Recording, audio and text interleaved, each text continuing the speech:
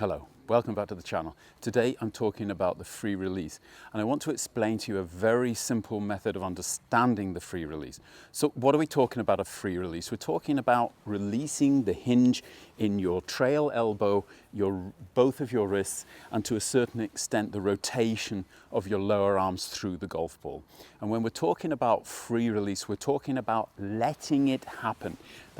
That means that you're using natural forces to release your wrist. You're not trying to time it, you're not trying to block it, you're not trying to steer it. And this is, of course, one of the major problems in the fight against your own intuition, which is basically wanting you to steer the golf club back onto the ball, to create angles and release angles consciously. And because of the speed of the swing and all the things happening, you can't do it. However, when you start to analyze what's happening, it's extremely difficult to kind of get an idea of how this is happening and how this would ever happen automatically. So what I'm going to do is show you what I would call a kind of a lead side release in order for you to understand it maybe better. So it's easier almost to understand if you were only holding the club with your lead arm and hand. And therefore, you're creating basically three levers. The first lever is up the top. This is your shoulders. And by moving your shoulders, you will be able to move the second lever, which is your lead arm. And of course, the third lever, which is then the club. And when you are taking the golf club back, what you're doing is basically turning the top lever and lifting the middle lever. And while you lift the middle lever, you're also hinging the bottom lever and rotating it so that the club actually stays in plane. To a certain extent as well, because of the way that you were gripping the club, you're also bending the wrist back slightly. So these things are all happening at the same time, and this is basically setting hinges. Now, when you change direction, what you're doing is you're changing direction with your lower body, but it is turning the upper lever. It's turning your shoulders. And because your arm is not only swung up, but across your chest, then your chest and your shoulder joint are pulling the lead arm down. The moment that this happens, the angles that you have in your wrist are not only held, but increased. Because as you change direction, the weight of the golf club is resisting that change of direction. Now, what happens with a lot of amateur golfers is you're holding it so tightly that when you change direction, you take the club automatically with you. There's no freedom in the release because everything's too stiff. If you keep that loose, you will actually find that as you rotate your shoulders and move your lead hand forward, you're moving just the grip end forward.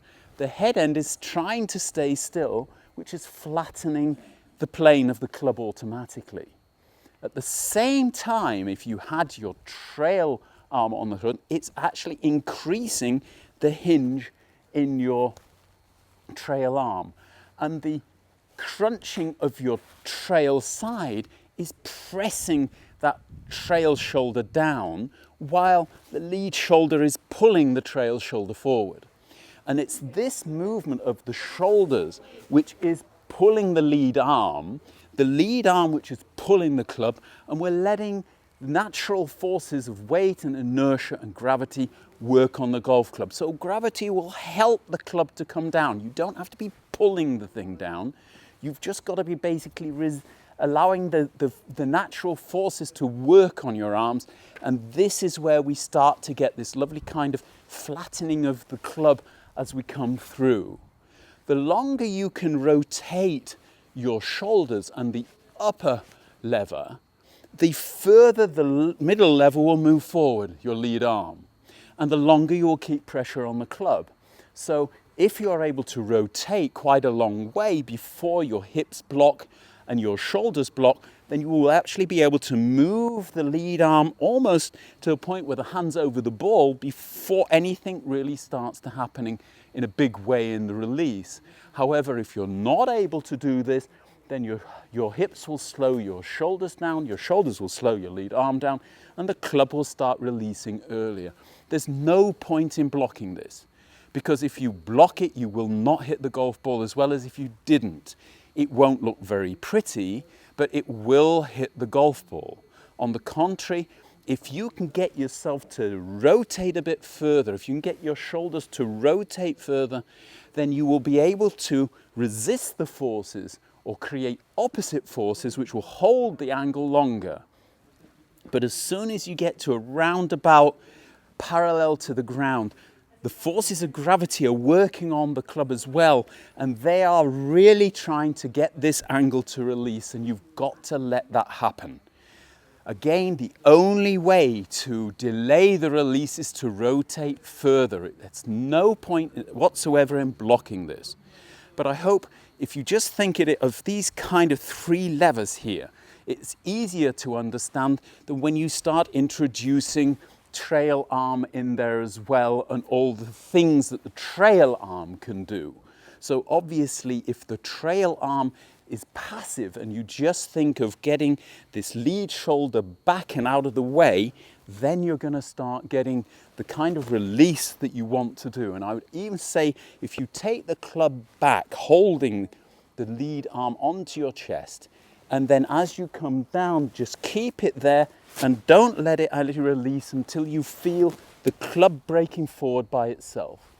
Then you want to try and get the same feeling with both hands on the club. So you're getting the feeling of turning more your lead side out of the way, getting this lead arm to get pulled down and forward, and then allowing the club to release when the club wants to release, and not trying to get anything happening consciously by holding and releasing the club consciously. If you put a ball in the way, then you should find that the club is actually kind of flowing through impact, and you're getting a lot of this kind of lag and lean that you've been looking for without trying to get it. It's a simple product of the levers in your golf swing working together correctly. And in a lot of cases, it's better to be thinking about your lead side clearing, pulling the lead arm around, and that way of kind of letting it release than it is on holding angles in your trail side in any way. Although obviously the use of lateral muscles and side muscles going into side bend in your trail side is helping. I think it's a simpler way of understanding is the feeling of clearing the lead hip and the lead shoulder, which is getting the lead arm down and forward, and then you've got this release through the golf ball happening. It's all about learning, is all about understanding and then trying to get some kind of a feeling for what it is you think you've understood. Best is if you're working with cameras or maybe even mirrors, so you can actually see how these forces are working on the golf club and whether you're still allowing them to work on the golf club when you've got 2 hands on the golf club, because in a lot of cases then you start to manipulate it, consciously control it, and rather than it getting better, it gets worse. Hope you liked it. If you did, smash that like button. Don't forget to subscribe if you haven't done already. Big thank you to all of the patrons who support the channel, help me to get back here so often. I'll be back next Sunday with the next one. Until then, look after yourselves. Goodbye.